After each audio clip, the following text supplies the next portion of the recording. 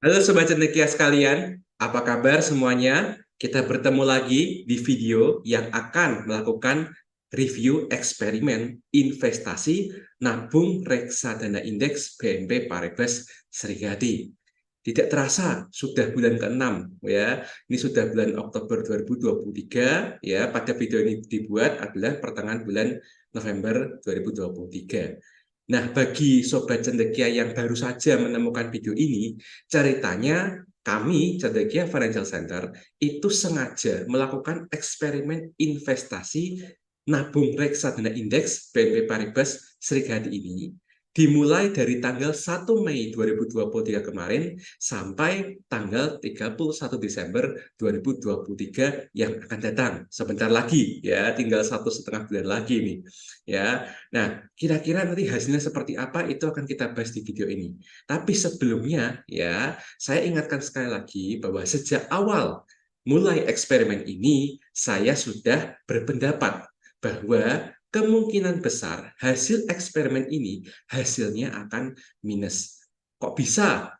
Ya, karena pada bulan Mei kemarin saja itu sebenarnya saya sudah mendapatkan sebuah proyeksi atau asumsi dari pihak pemerintah maupun dari pihak database dunia, misalnya seperti Bloomberg, ya, bahwa Indonesia di tahun 2023 itu tingkat gelapnya itu bisa dibagi menjadi dua skenario. Skenario yang pertama itu adalah skenario soft landing, di mana yang terjadi hanyalah penurunan GDP dan inflasi yang juga menurun. Artinya ekonomi akan lesu, tetapi lesunya itu sendiri bukan masalah yang terlalu besar. Dalam artian untuk pasar saham sendiri mungkin lebih ke arah sideways atau melemah terbatas seperti itu. Nah, tetapi ada skenario kedua yang namanya skenario hard landing. Nah, hard landing itu intinya adalah kita mengalami pelemahan makroekonomi dari segi GDP, ya. Terus kemudian kita inflasinya malah naik, ya, sehingga yang terjadi adalah skenario yang namanya stagflasi, dan itu akan berdampak buruk untuk pasar keuangan. Ya, pasar keuangan bukan akan sekedar sideways, tapi kalau dirunut dari awal sampai akhir tahun 2023 itu minus IHSG, ya, termasuk juga pasar utang juga agregatnya harganya minus juga. Ya, tetapi seperti kita tahu ya bahwa sepanjang Oktober kemarin sampai dengan November ini ya itu terjadi dinamika makroekonomi global ya menyebabkan capital outflow itu keluar, tapi akhirnya ini kok masuk lagi loh, itu kenapa? Nah, itu akan kita bahas ya nanti di akhir video ini. Jadi jangan di skip dulu ya. Jadi jangan hanya sekedar nonton ini jadinya minus atau plus, jangan ya. Kita harus ketahui juga penyebabnya apa dan langkah ke depannya sebaiknya seperti apa ya. Oke, yuk mari kita review ya. Oke, jadi pertumbuhan NAV per unit ya dari BNP Paribas Serigati pada bulan ke-6 ini, yaitu tanggal 1 Oktober sampai dengan 31 Oktober ya. Di sini kita lihat bahwa ternyata pertumbuhannya itu cenderung minus ya, cenderung minus, dan minusnya itu sangat-sangat besar ya. Bisa dibilang Oktober kemarin itu adalah saat-saat di mana capital outflow terbesar di Indonesia itu terjadi pada tahun ini. Ya, kenapa? Karena the Fed menaikkan suku bunganya waktu itu, sementara ya Bank Indonesia sendiri juga ikut menaikkan suku bunga karena takut ya spreadnya semakin sempit dengan rate dari suku bunga the Fed. Nah, itu sendiri menyebabkan banyak uang itu keluar, ya, entah dalam rupiah ke dolar ataupun dari pasar saham, ya, masuk ke aset-aset yang aman, ya. Nah, oleh karena itu hampir semua saham termasuk IHSG-nya sendiri itu minus. Nah, tapi kalau kita lihat sepanjang Oktober ini, IHSG itu minusnya 2,7%. Sementara BNP Paribas Serigati itu minusnya sampai 5,23%. Ya, ini akan kita bahas nih penyebabnya kenapa nanti di dua slide selanjutnya.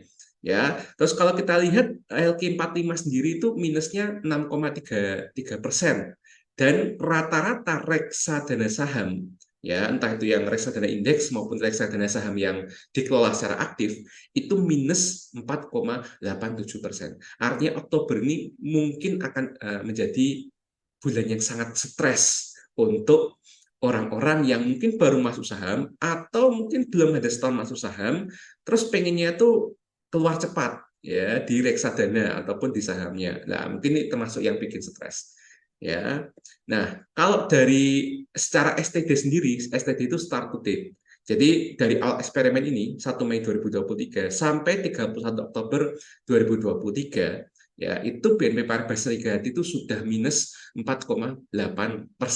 Sementara IHSG sendiri ya itu minusnya 2,36%. Rata-rata reksadana saham dan indeks itu minus 5,86% dan LQ45 itu rata-rata minusnya 7,21%. Ya, jadi bisa dibilang ya kita bisa menyimpulkan ya bahwa meskipun di video paling pertama eksperimen ini menyebutkan bahwa BNP Paribas Srikahati atau lebih tepatnya indeksnya ya, indeks Srikahati ya, itu saya pilih sebagai eksperimen pertama saya karena secara jangka panjang dari tahun 2010 sampai dengan 2023 awal BNP Paribas Srikahati itu sangat jauh mengungguli kenaikan dari IHSG selama 13 tahun tersebut. Ya, artinya secara jangka panjang orang-orang yang berinvestasi di indeks Srikahati dalam bentuk reksadana atau ETF-nya itu kemungkinan besar akan terbayarkan kesabarannya. Tetapi kalau secara jangka pendek, ya jangka pendek di sini saya maksudkan adalah sesuatu yang kurang dari setahun. Ya, karena saya mengambil kacamata investor jangka panjang. Investor jangka panjang ya menganggap setahun itu adalah jangka pendek atau bahkan jangka sangat pendek. Ya, dan kita bisa lihat bahwa kalau misalnya tidak sabar ya, tidak sabar dalam jangka pendek, ya kemungkinan besar ya akan rungkat seperti ini. Dan dalam keadaan rungkat seperti ini sangat dimungkinkan kejiwaannya terganggu. Ya, karena kalau kita lihat dari sini ya, sampai dengan September ya, di mana skenario waktu itu tuh adalah skenario soft landing. Ya, tetapi ketika September ternyata kok gelagat-gelagatnya nggak baik ini ya, pasar utang dan pasar modal. Nah, tiba-tiba IHSG termasuk juga Srikahati turun drastis. Bahkan Srikahati lebih turun drastis. Ya, seperti itu. Ini pasti akan mengganggu kejiwaan orang-orang newbie. Ya, tapi saya ingatkan sekali lagi bahwa kalau kita mau berinvestasi jangka panjang, yang seperti ini itu biasa. Tapi mau tahu dong, ya penyebabnya apa? Nah, penyebabnya adalah karena komposisi portfolio dari BNP Paribas Srikahati, ya paling nggak 10 besar ya, 10 besar ini dari awal eksperimen sampai dengan 31 Oktober 2023 itu didominasi oleh 6 perusahaan saja. Ya, jadi Srikahati itu terdiri dari 25 perusahaan.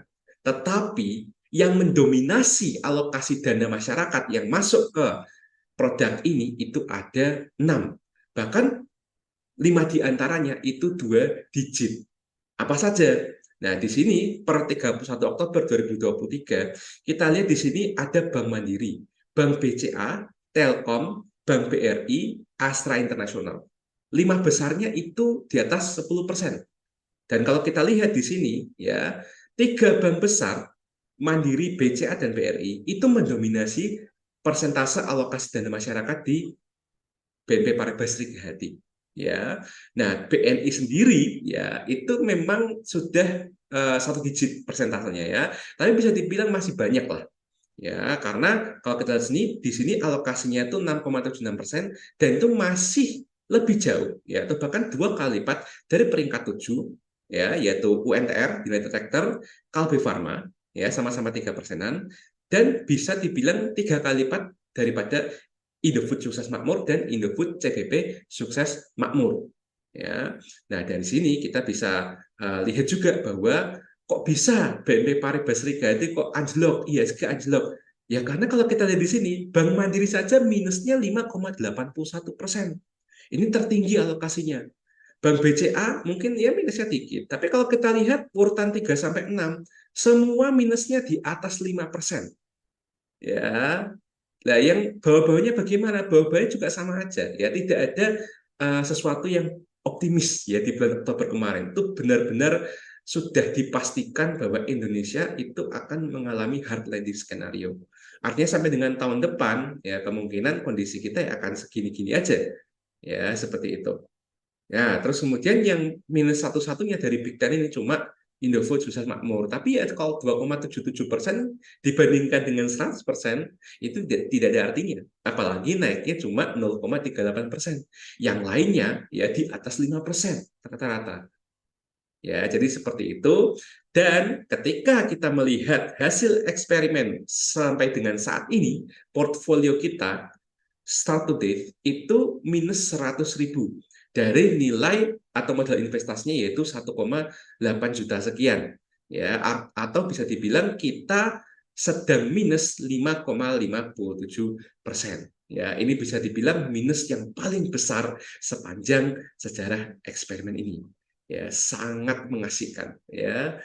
Memang bagi seorang investor minus gede itu sungguh mengasihkan, apalagi kalau investasinya itu belum gede masuknya seperti itu. Tapi ya sekali lagi kita akan lihat ya bahwa kalau kita perbandingkan ya portfolio DCA kita dibandingkan dengan BNP Paribas Legatinya sendiri dan IHSG dari 1 Mei sampai 31 Oktober ini ya kita bisa lihat ada semacam comeback ya. Dulu ya sekitar Mei sampai dengan Juni atau Juli ya, atau bahkan Mei sampai dengan sekitaran Agustus ya, sekitaran Agustus atau September, itu IHSG itu masih minus ya, masih minus dan selalu di bawah BNP Paribas Legati kinerjanya, termasuk juga di bawah kinerja eksperimen nabung reksadana indeks kita yang merah ini ya. Tetapi ya begitu yang namanya hard landing skenario sudah dikonfirmasi, artinya kita sudah nggak mungkin soft landing skenario. Ya, hard landing skenario, maka terjadi pembalikan. Nah, pertanyaannya adalah mengapa kok portofolio kita dan BNP Paribas Rigatnya sendiri ya itu bisa minus lebih gede daripada ISG?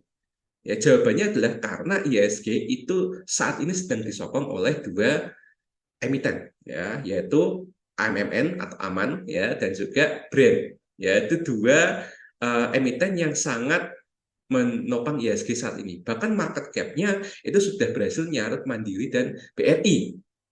Nah, coba bayangkan kalau misalnya duanya tidak IPO, mungkin IHSG juga ikut-ikutan melorot mungkin lebih dari 7%. Ya. Nah, supaya tidak melorot sampai 7%, maka dua itu IPO dan ini kecurigaan saya ya.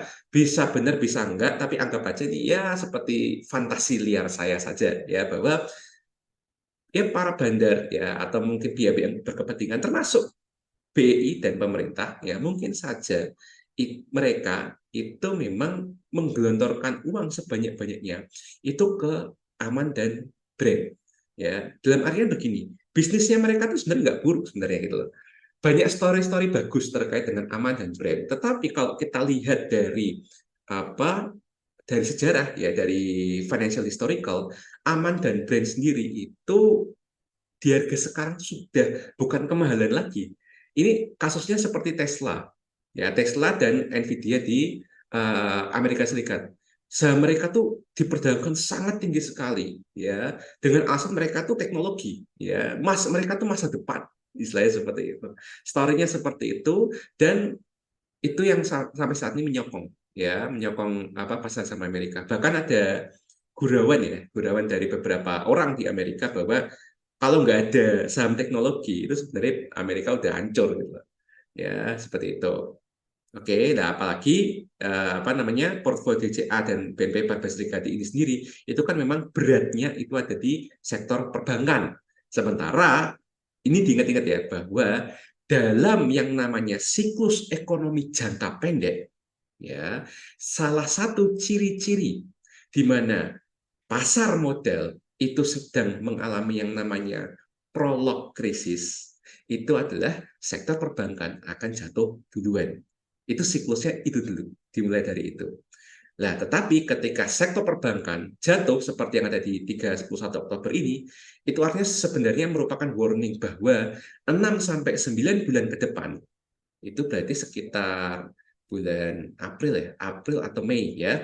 Sekitar bulan April atau Mei itu kesusahan di ekonomi real dalam artian masyarakat real ya di pasar real itu akan merasakan benar-benar dampak ya dari yang namanya prolog sebuah krisis itu bulan April sampai Mei 2024. Nanti coba ya kita buktikan bersama-sama. Saya video ini ya, saya mungkin saja bisa salah ya karena mungkin the Fed mungkin ada sebuah kebijakan apa yang akhirnya membuat kita sendiri terhindarkan dari krisis ya, atau saya juga bisa benar karena saya sendiri tetap berpikir bahwa the Fed biasanya selalu salah dalam berkeputusan sampai mereka tuh harus disadarkan bahwa ada yang pecah atau ada yang rusak baru mereka membalikkan keputusannya.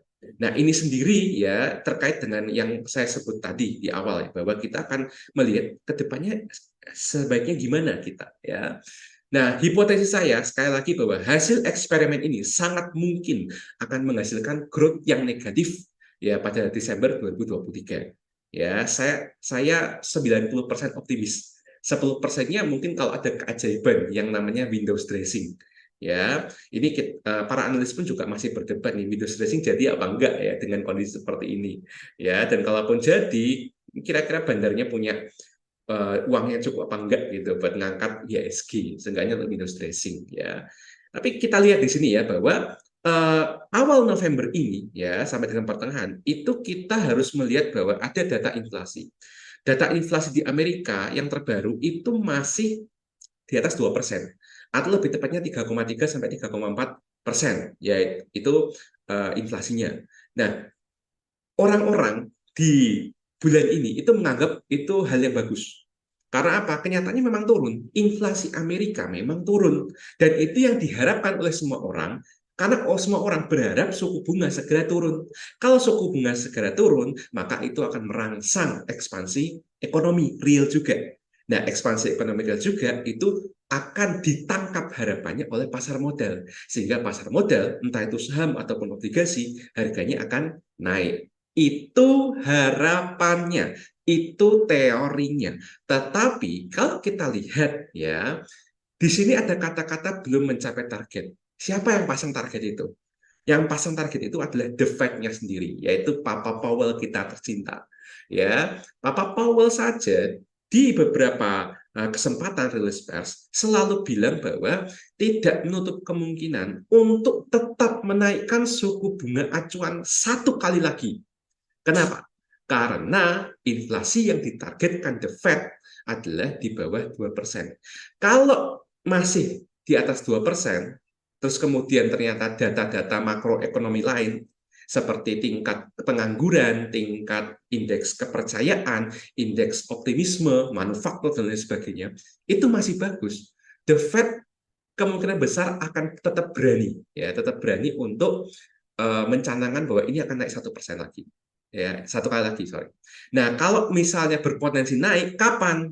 Nah, kapannya ini itu ada banyak sekali analis yang mengira-ngira. Cuma dari segi konsensus, lebih banyak orang yang berpikir bahwa bulan depan, Desember itu, The Fed akan berpotensi naik lagi. Nah, kalau misalnya tertunda, paling tertundanya di kuartal 1 2024. Nah, tapi kalau misalnya suku bunga acuan The Fed naik, nanti suku bunga acuan BI Bank Indonesia, BI 7 Days Repo Rate itu juga akan naik ya entah bulan depan atau awal tahun depan ya karena meskipun awal tahun mereka bilang bahwa kita punya banyak jurus, ujung-ujungnya tetap saja ya suku bunga acuan BI itu akan nurut suku bunga acuan The Fed.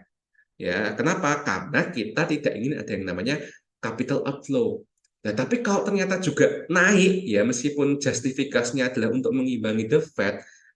Nah, kalau misalnya naik mau sampai kapan? Ya, mau sampai berapa? Ini sudah 6%. Kalau naik, bisa aja naik 6,25%. Nah, kalau naik 6,25%, apa nggak sebaiknya mending keluar dari pasar saham? Ya, karena resikonya tinggi, tetapi mungkin returnnya sedikit, karena biasanya jadi return acuan itu adalah dividen. Ya, BCA, Mandiri, BRI, BNI. Coba lihat sekarang, dividennya berapa? 2%-an BCA. 5-6% itu Mandiri, BRI, BNI. Ya, kalau para penyokong pasar modal, pasar sahamnya saja itu kasih dividen kurang dari 6,25% setelah dipotong pajak 20 atau 10%, ya mendingan ya orang-orang keluar dari pasar saham, pindahnya ya itu ke pasar obligasi dan pasar uang. Ya, bisa beli obligasi pemerintah SBN, bisa beli obligasi korporasi karena itu juga akan naik juga returnnya. Terus kemudian ke pasar uang, misalnya ke deposito bank atau mungkin ke reksadana pasar uang yang resikonya itu dibilang sedang atau rendah. Ya, nah sehingga key take-nya di sini adalah saya masih sangat yakin bahwa era suku bunga tinggi masih akan berlangsung setidaknya hingga awal atau akhir kuartal 2 2024. Ya, kita masih ada waktu 6 bulan lagi untuk benar-benar melihat kita bisa keluar atau enggak dari resiko kondisi krisis seperti ini. Ya, kalau saya sendiri yakin bahwa ini akan terjadi. Dan kenaikan di bulan November ini itu bersifat sementara atau Desember nanti. Ya, pokoknya lihat aja nanti Desember. Ya, kalau The Fed naik, siap-siap anjlok lagi. Oke, jadi kalau misalnya masih ada yang nyangkut ya dimanapun di saham atau reksadana, kalau nyangkutnya masih sekitar ya -1, -2%, bisa kok nanti bisa balik ke ya 1%, 2%. Mudah-mudahan ya, mudah-mudahan bisa, semoga ya. Kita kan nggak tahu mau naiknya sampai kapan gitu loh. Tapi kalau misalnya Anda termasuk orang yang percaya dengan pesimisme, ya pesimisme dalam artian tuh ini tuh hanya sementara lah, ya. Sementara era suku bunga tinggi masih akan berlangsung sampai tahun depan. Mungkin silahkan keluar dulu dan pindah ya, pindah ke pasar yang lebih aman ya, pasar obligasi dan pasar uang.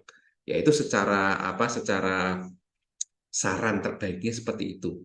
Terutama kalau Anda orang yang konservatif.